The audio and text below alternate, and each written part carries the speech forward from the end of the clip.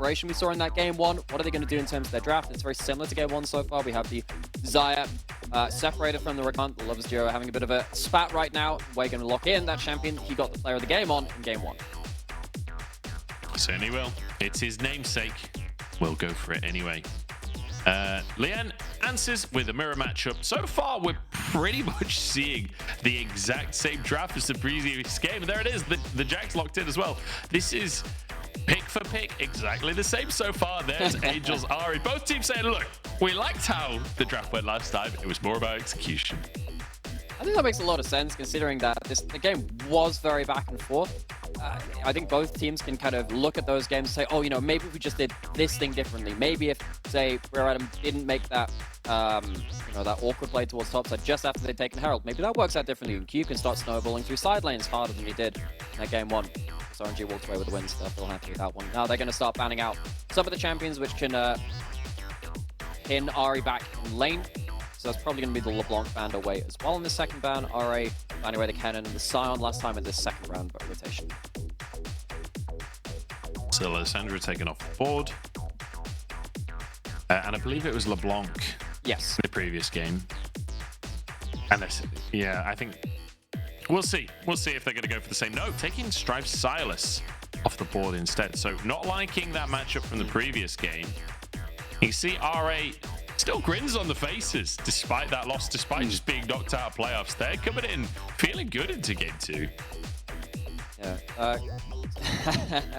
Holding up the scoreboard there for, I believe that was one of Gala's Kaiser games. On the other side, though, well, actually, we're going to have the last pick, AD carry, again on the table for RNG. Are we just going to see the Kaiser locked in again? Of course, they have the RA are going to change things up again. They're not going to lock in the LeBlanc, which was left open from what was banned in game one. You can lock in Rise and locking in Nautilus. So lots of abilities to start fights with the Nautilus with the Wukong follow-up, and also some ability to play around the side lanes in the way which RA kind of lacked a little bit in that last time. Felt like Strive was locked into lane, even in mid-game as well. The Silas kind of struggled to kind of get side lane push. Rise much better at that, and of course that Realm Orb adds in an extra factor. With that in mind, a bit of a change from the side of RNG as well. It's Zeri locked in over the Kaiser. All right, so more. I mean, Kaiser's still a late game team fighting AD carry, but Zeri is in another category of late game team fighting AD carry, right? A lot of late game prowess available there for RNG. We'll see if that affects the early game at all, because we saw Wei impacting that bottom lane pretty significantly, trying to shut down Assume. We'll see if he's still going to do that with a Zeri in the bottom lane. Generally speaking, very similar compositions. I think the biggest difference is Strive playing the Rise instead of the Silas, right? Well, I mean, that's definitely a big thing, because that also impacts what's happening in terms of these big team fights, right? Because one of the reasons that Zeri comes in my eyes, is because you don't have a stolen Vial heading at your head as the AD carry this time. And something like that, Zeri, I think we were hearing Jack Spectra talk about this in the LEC, just saying that, you know, some games are just very unplayable against by combos. As a Zyra, of course, you have your ultimate. That gives you a bit more ability to play out against these combos. It's one of many reasons why this champion has been such a high pick priority. On the other side, though, now no longer having to deal with the Silas ulting you with that Vial, Zeri feels like it can be a lot easier to achieve that late-game team-fighting dream. Perhaps they can make it. Perhaps RNG can finish this on 2-0. But RearAtom, like you say, they are in position to play spoiler now. They are in position to try and ruin things for RNG. RNG have ruined things for them. Why not pay back the favor and try and deny playoffs? You can see the grins across RA during the draft, still high spirits across the squad, and bringing it a very, very close game number one against RNG. We'll see if they can repeat that here for game two. Yeah, talk about RearAtom's chances having been kind of blown away to the winds at this point, but there is still something up their sleeve, and they'll know it well as RearAtom's. It's the element of surprise. Potentially they can pull it out in this one. The rarest of all. See if they can use that to great effect, particularly with Q back on his Jax. A bit more ability now for RearAtom to actually follow up in side lanes, have the Rise shadowing his lane, seeing if that can be a big factor which RNG don't necessarily have the same tools to deal with. Angel moving over towards Ming. Just going to drop a ward in the river. So if Leon tries to go for any kind of cheeky invades, any shenanigans there will be spotted out. But a good ward from Strive as well. Spotted out. I'm not sure if that'll spot the chickens or not. I think not. No, but it would spot if Wave went for something really cheeky like an early gank towards mid. You can see that Strive, with that in mind, wants to probably be pushing up the lane a little bit more. One of the things about the last game is that obviously Angel took the air. He was pushing it very early, taking hard trades. This time, Strive wants a bit more ability to push in this wave, stop Angel away, having uncontested access to the river at the first kind of opportunity. Cube and Breathe already going at it in the top side. Cube looking fantastic in this matchup in game number 1. Breathe so far will be pushed in slightly. So with Cube getting close to level 2 in a couple of minions time, Breathe will surely have to just respect that. Back away a little bit. Let's talk about our junglers here. Yeah, because the last time we saw RA do that thing, which they kind of their patented, we'll do at least one gank top lane and see what happens after that point. The reason why that worked out last time is because Cube, I'm trying to remember if he bounced the second wave instead of the third one. Sometimes we see that a little bit because it allows you to have the wave in a very good spot for junglers to have access towards your lane as opposed to you having access towards the enemy jungle. Bot lane also fighting pretty heavily. Seems to be the trade pattern of this matchup, right? We saw it a lot in game number 1 as well, where Ming out of position gets hooked in immediately. You get the Q, you get 1 auto, and then you get the E just to get that damage chain down. Keep with the level advantage, trading heavily onto Breathe here, should be able to crash the wave. Yeah, crashing in third wave this time, going for that cannon, making sure that... Oh, Ryze is actually heading up towards top side. Let's talk about that. So it's actually going to be a slightly later crash than what RA did in game number 1. Maybe trying to use that kind of difference from game 1 to... RNG a little bit uncomfortable. Not going to lead to anything though. Strive, as we said, trying to push in early. That early ward didn't spot out Wave clearing through that top side, but it did give him a bit more safety towards his own lane. He came from the top side. Gave them an option towards top side. Doesn't lead to anything this time though. No, Zoom should be able to shove this wave in the bottom side as well, and Lian playing off of that priority goes in to get some deep vision in the bottom jungle before going for his scuttle crab. So nice information gained, but look at Wei trying to go for a lane gang in the top lane. But in fact, he might just go for the recall. Yeah, because the one thing you can do at that point in the game, I don't think this is kill pressure on mid lane, is it? I don't think so. You'd have a flash Rune Prism, but that's it. You're going to force a flash Vesta, maybe? Doesn't even need to flash for the Rune Prism and will get the flash out from Angel. So Lian very happy with the way that gang's gone and even gets the second scuttle crab. Yeah, and the wave is going to be pushing back. And you see Strive is not like going to be like hard pushing this lane. I think that's actually going to be, yeah. So he's going to leave it here, deny an extra minion away from Angel, who has to teleport back in. Does get the Dark Seal first back this time. Nice. I like it when that happens. Gives you a bit more stacking potential. Cube once again though in top side, talking about wave states, has the wave pushing towards him, which means that Breathe now has to contend with a long lane to get back against. Cube very happy to just keep this wave on his side of the lane, threaten Breathe with the same kind of death he had first off in the last game. Yeah, a really good ward there from Breathe as well. Just in case anyone steps out of the tri-brush, Wei has found Garlic can hop over the wall, remember. Into the bottom side of the map. Assume in big trouble here. Ignite already burning, and Wei even dodges the hook. It's a beautiful gank for first blood for Gala. Was RA, looked like they were setting up towards something on top side, and then by process of elimination, maybe RNG say, hang on, maybe there's an opening towards the bot side as well. Cube has this wave under tower now, but it's not like he can really do much with that wave at this point. Breathe actually manages to shove that in. The end spotted on the bot side of the map. Breathe gets to save himself from having an awkward lane state. Dragon now up as well with the early bot side plays, with resets coming in because of that too. Maybe we'll see a start towards that from one team at the other. Looks like RA is going to be the first team towards that one at the end. Strive pick up the first neutral objective of the game, but Wei just sticking his head around the corner. Yeah, Ming is in base though, so you would assume that RA can finish this one off unless Wei really wants to just throw his body at getting that first smite down. No, the observers have said no. The observers said no, there will be no fight here. So what's happening here? Oh, Wei manages to get really around it. That is the next level. Knows that there was a deep ward put in over that wall, hops around that one, hops over the Scotland Shrine, gets a second Q cooldown up, backsteps the hook and then nails Assume. This guy, MVP of game 1, comes out of game 2, and that's an absolute corker of play. I love that. Yeah, a really good communication from RNG as well, right? Where they're giving him the information of what's been warded, where is that vision down, and Wei playing around it beautifully. And I love that. Giving Lian a run for his money, honestly, at this point. He has been completely in control of this jungle matchup. It reminds me of, remember like the secret, do you remember that old Nunu clip from Bengi back on SKT back in like season 5 or something? Where he walks around all the Callista Sentinels? That was a really fun gang back then. Oh, it reminds me a little bit that. of that. It reminds me a little bit of that. Wait, give himself a bit more. Oh, okay, see what's happening on the bot side. Bit of damage on Ming. Gala's going forwards though, and they actually get the knock-up onto Assume. He doesn't have summoner spells up. Ming low though, and will be taken out. Gala misses the W, and he can't get the kills in.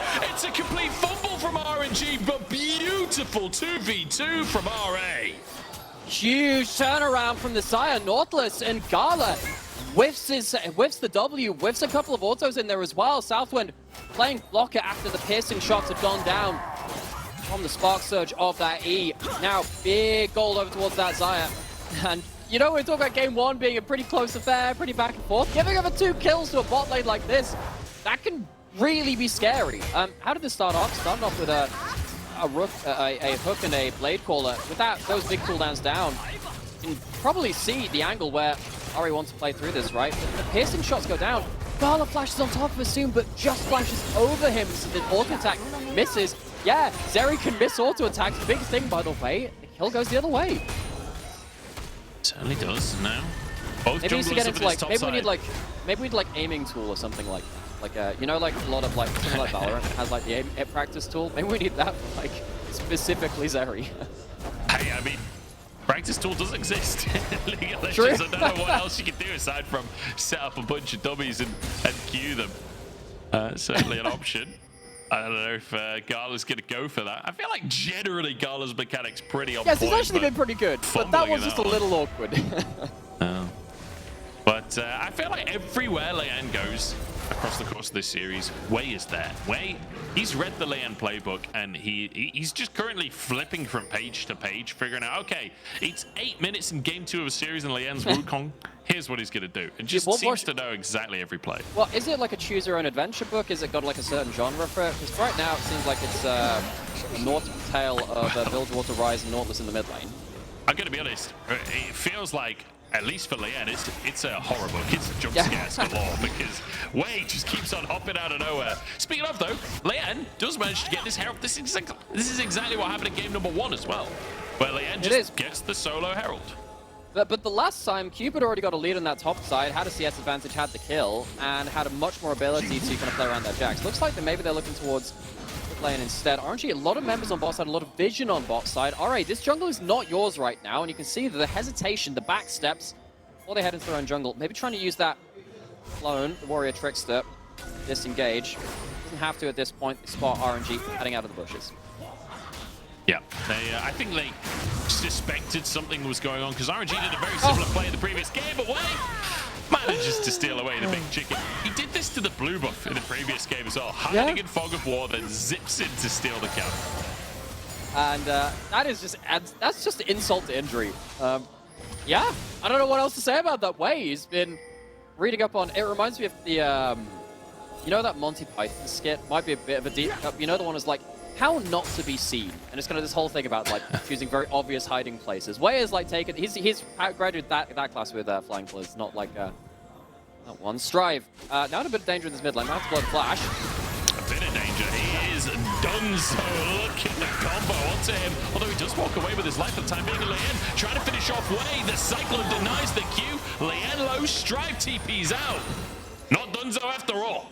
Yeah, maybe I was a bit wrong. It's like, as you can see, Wei has chosen a very obvious hiding spot. Comes right out of the bot jungle where Ari knew he was all along, and Strive absolutely cuts him down to size. Had the Merc Treads before that play, which meant that some of that CC did not come through. Some of that damage was cut down on as well.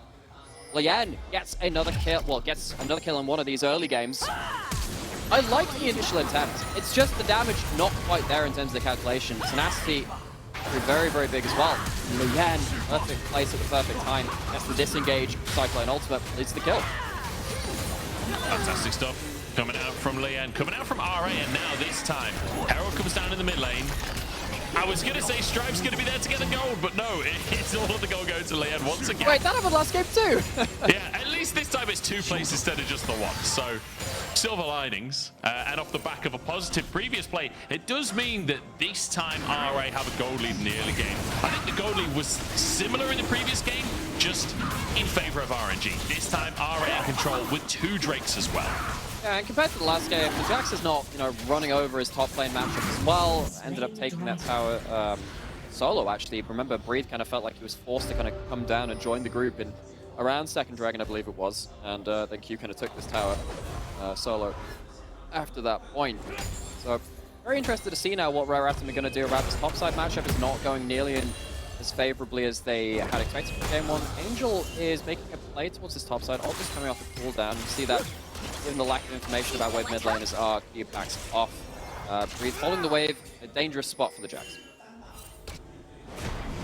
Yeah, it certainly is, making it difficult for Cube to really push out too far. Let's talk mid game then, Nomera, because I feel like we've kind of... While there's still been some action in this game, not as much chaos as the previous one. Like, how are we anticipating these 2 teams approach the mid game, especially RA, who have the advantage currently and want to keep snowballing?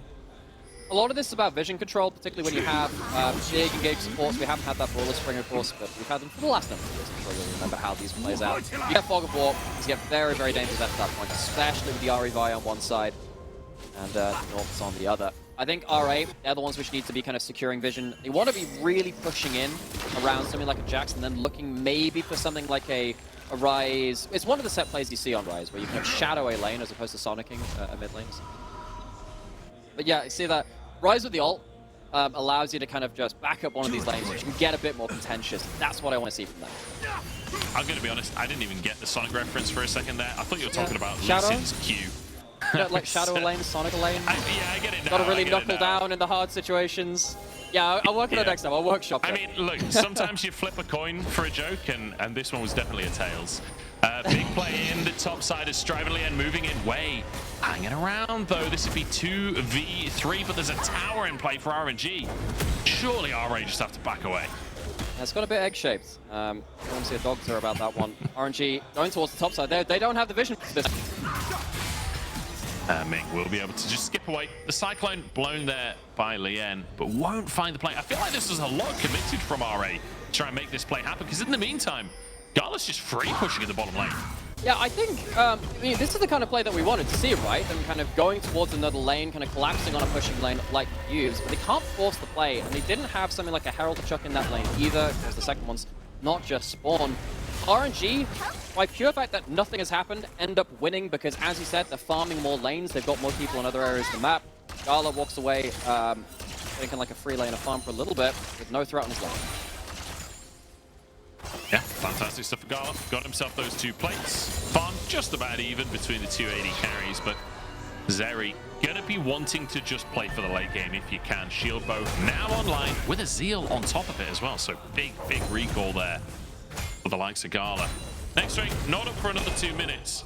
A Herald coming up in 15 seconds. I feel like RA probably need to grab that. They probably need to keep this snowball. That'll be big for them. And it also allows them to have a longer lane to play around the Jax and the Rise, where they can actually try and get an extended ability to play around the map. Give them some ability to get some vision. With that in mind, head towards that Herald. All on that one. Leon and Strive heading towards that. They have a Realm Warp right after this point. Looks around too long. Doesn't look like it should come to that, though. Strive is going to be seen on vision just now. So, Breed has full information. Upside is the object of RA's kind of desire right now. Ah, that's a teleport. Certainly is. Cube trying to defend this bot lane tier 1. And because Gala's playing of the, he actually might be able to if he just gets in between the bullets, but with Way here, Cube doomed. Flash already used for the quickness there. And Cube, the counter-strike will keep him alive for a second. Can he escape under the tower? No! Way shuts it down, puts a fist in his face. But now RA answer in the mid lane as the tier 2 might just be taken down here. Recall's being channeled from RNG as a 3rd charge might even come on through. Big play for RA. It's a big play for them, but I mean, on the other side of this, you know, if we had a dime for every time that Cube teleported into kind of like that area of bot lane and died for it in awkward situations, we'd only have 2 dimes. It's kind of strange that that's happened 2 games back to back. Cube goes down, and the side laning option for RA is still not really online. The towers being down in mid lane, they definitely help. They allow you to get vision. As you can see now, some blue wards being littered across entrances to the jungle of RNG's side of the map. But they don't have a long lane for the Ryze and the Jax to really get their map control down on. This is kind of the opposite of what you expect from a draft like this. It'll be very weird to see how the lane pushes work out around the next few objectives. I feel like RNG absolutely love playing around this red buff area, using that vision, drop the control ward there. This Breathe finds a knockback. No follow-up onto Assume here. Wei shatters Angel over the wall. The Rune Prism keeps him still though. He has to dash away with his ultimate and getting the Cyclone onto 1, but can't really do all of too much. It's ultimate for ultimate here. Angels for Lien's. There's Angel getting another charm, and it feels like we're fully at arm's length in this fight. See, that Angel feels really safe because he has a stopwatch in inventory, trying to go forwards, uses HP as a resource. Doesn't have the ult now, though. How much does this give RA its entrance into this fight? 4K on the Drake. Cube behind enemy lines could be massive. Southwind gets the hook, but Gala already stacking here. Here comes Cube. Flash from Gala. Keeps himself alive. And now look at the lightning chaining up in this fight. Gala huge, but the rest of the team's already dead. Gala goes over the wall and just gets wrecked. I mean, RNG, they used their big cooldowns just before this fight started. They get a hook onto them, and Cube gets into the backline in a way which he somewhat struggled to do in game-ending fights in game number 1. Still had a strong performance, but at this point, for that Dragon, RA very importantly take themselves a soul point. Yes, it's just a chemset one, it's not the most valuable thing, but they get themselves a big fight after this point. There's so many members dead from RNG. I want to see what happens with these turrets after this point. Whether RA can open up the map. Assume gets so much value done on this side. Backline access from both of these teams. Yeah, I mean, the backline access from both these teams really all over the place. You see that both AD carries pretty much end this fight full HP up until Gala decides to put his body upon the altar of Assume. A little bit. Yeah. It was a bit of a weird one from RNG. Honestly, I was looking at Gala at the start of the fight. I was thinking, okay, Zeri's stacking up, but kind of forgot the fact that we're too early in the game for Zeri to just fully stack and 1v5 a fight at the end of it. And I think Gala didn't realize that as well. Just gets locked down by Strive, and the rest of the team piles on. And in the meantime, in the outright front to back, RA winning it out in damage, winning it out in just sustain throughout the fight as well. The Jax causes so much of a ruckus. Lien as well with his clone buying so much time for the team. So feels like good stuff for RA because they've got 3 Drakes now off the back of that as well. They're 1 point away from Soul. Which means, I mean, and again, it's not the most powerful Soul in the game, but it's still something for them. We have a lot of HP builders which kind of can survive around the half HP or below it. Of course, that's when the Soul kind of comes online, the 10% damage increase and damage reduction to you. Gives you some value for that. The most interesting thing for me now, with those objectives in mind, how much can Ari get on side lanes finally? They're fishing for a fight. The Brew is there, Ignite taken away. I don't think it's quite enough. 14 HP. 16 HP. That is something special. Close run stuff. See the RA again, they're trying to just kind of like go into one lane, collapse numbers into it when they've got the push around someone. This time it's not going to be the Jax, it's around the pushing bot lane. RNG not able to completely disengage that one, and now suddenly side lanes are starting to get a little bit more open from RA. Can they do the same thing towards this bot side? That'd be important for them. A lot of standing gold for someone like Cube or Strive to get into those lanes and collect. Lien as well, also being the beneficiary of a lot of these players, heading up towards second item on a pretty good rate at this point. And I hate to say this is again getting quite similar to game number 1, but this felt quite similar to game number 1. It felt like RA had the side lanes down pat. They managed to get themselves a gold lead. Of course, a lot of that came around just a couple of minutes later in game 1, when they managed to get an important pick into a Baron. Not sure that'll be as easy to replicate, but RNG on the other side be a little bit wary now of the fights that they're picking. I certainly do. I will say, for RNG, if it's similar to game number 1, then RA are going to throw at least 2 more times. RNG will throw a couple of times as well. But then when we get to the late game, they do have a Zeri. That's always a factor in these games where maybe that's just enough by itself to win. We'll have to see, because RA currently in complete control. 3,000 gold lead. 3 Drakes with the next one coming up in 2 minutes. vision control off the Baron area for the time being. And this was the big weakness from RA. We saw that's RNG way going in as Ming follows up as well. The Cyclone Connect disrupting everything though. And RNG, they're in all kinds of trouble. Look at the counter strike onto the back line. And even the Realm Warp to try and chase Gala down. He's looking to escape with Stride, flashes forward and finishes the job. RNG are starting these fights and they still go awry. But it's happened again. It happened again. Last game they started the fight, died a minute later into game 1. I gave up the Baron. Same thing happens. RA gonna walk away. This time with Soul Point in this game. This time with a large gold lead. They're walking away with a huge Baron with a lot of tower gold ready for them to go collect, especially on that bot lane. 2 towers actually able to be crushed through there. And you're absolutely right. RNG once again choosing these fights. The Gala's not doing damage. They're not hitting Assume. They're not hitting Strive. Yeah, maybe you can pick off the enemy jungler just as Baron spawns. I get the logic of that, trying to get the smite off the table. But this is so over-ambitious. And this could very much cost them this game too. And it's a weird position to be in for RNG, isn't it? This is a team that most people expect them to be guaranteed for playoffs every single time. As Angel face checks in, thought he was safe because of Wei's position. Will survive with a corrupting potion there. The charm in onto Leanne. It's the perfect bait from Angel to flash out. And they do get the pick. 2 of the players are basically dead though. I don't know if they can still fight this one. All out onto Assume. But now jumped on by Q. Breathe can't finish the kill off. Knockups from Ming. Gala stacking up, but Ming surviving only just as his top lane goes down. And Cube is still going strong here. An easy 2v1 for him on the backside of the play. Ming 1 HP. Gala 1 HP. Flashes out to safety. But Cube jumps on in. And Ming under tower, alone in the world. TP's coming out from RA. There's no way Rakan survives this one. Southwind on underneath. Ming down to Cube, who is taking over these fights. Soul taken in the meantime, as I don't get a breath. Way caught out. Assume 1v1 to the enemy jungler. RNG are falling apart. What a ridiculous set of plays. You don't get a breath. RNG don't get a breathe either. He goes down trying to assassinate the AD carry. It doesn't work. RA, somehow, some way, they run the calculations and yeah, that one's pretty fitting that way. Throws up the bit of the tee emote from the Poro. Bit of an oopsies there. RNG, this again mirrors a lot of what happened in that last game, taking some of these fights just as the Baron comes up, trying to stymie that push. This time it wasn't necessarily their choice. Angel's the one that's caught out. It's Lian. Once again, diving very, very deep on this Wukong. Found a lot of successes for that between these 2 games, but this time found on the negative end of this one. I mean, at this point in the fight, I just don't understand it, right?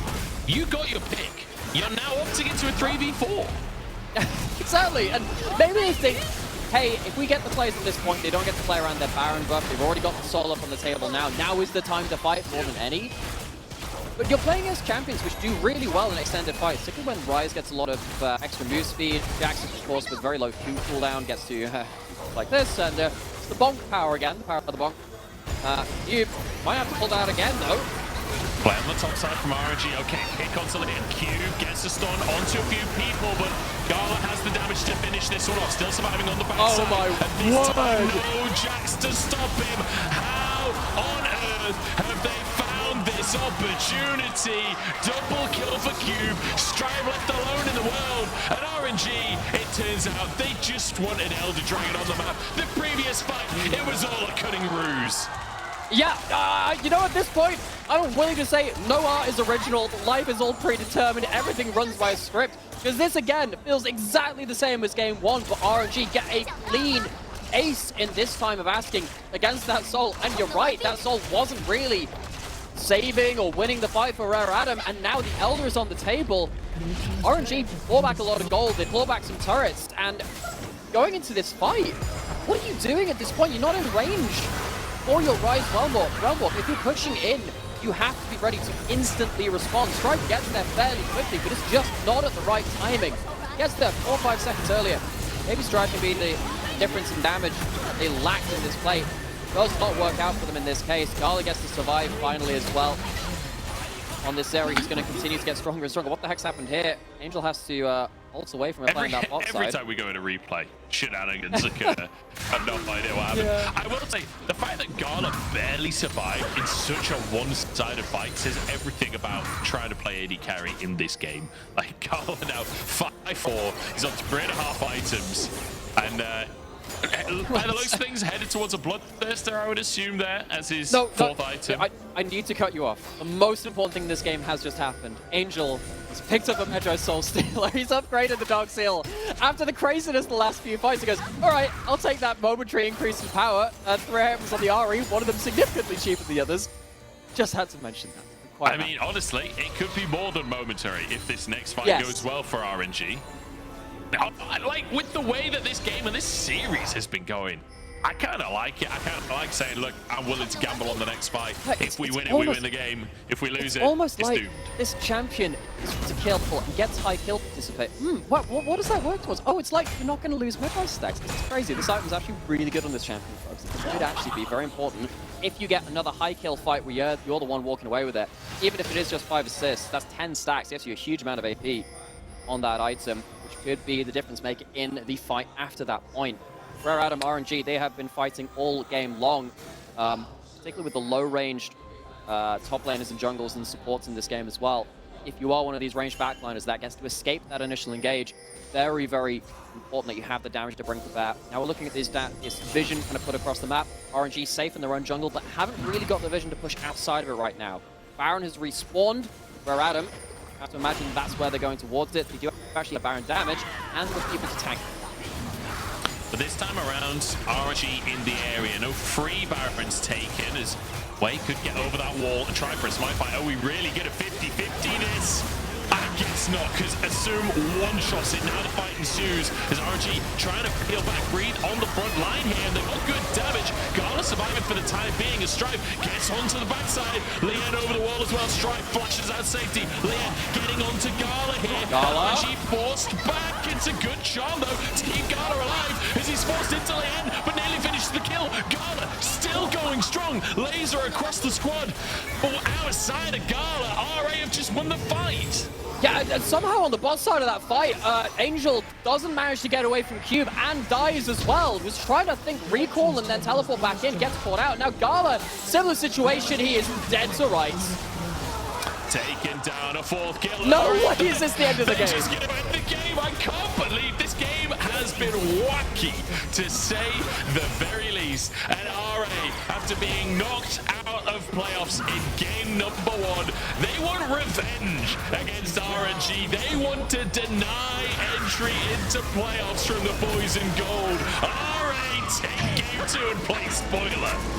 Look, if this is a choose your own adventure book, pretty much followed the same couple of pages for the first half of the story. Right at the end, though, things flipped drastically away. This didn't go hyper late game towards these very strange side lane situations.